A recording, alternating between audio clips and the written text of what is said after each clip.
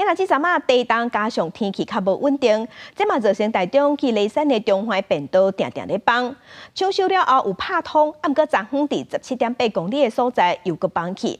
山顶的民众就表示，目前因透过第7架线甲第14线，也是会当对外出入，也毋过若是拄着大雨来又搁放，反正这灾情会搁较严重。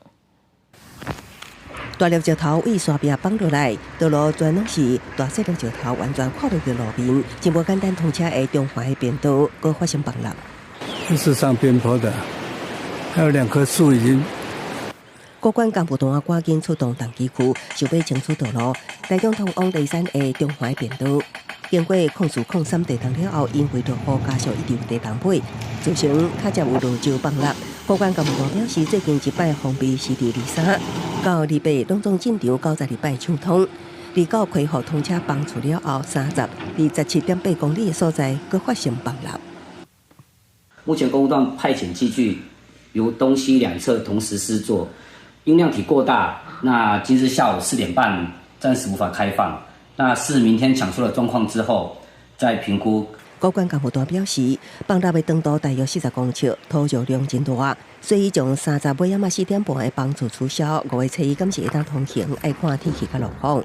梨山的居民表示，目前是农产的收获，影响相对较轻，但不过也烦恼刷落来大雨，和灾情扩大。最少要维持像宜兰这条路或者是合欢山这条路，它是可以保持畅通啦。我们再拜托这样按，然后临时山区变道，因为地震完又一直持续的下雨，几乎都没有休息。我们也希望说总体检一下。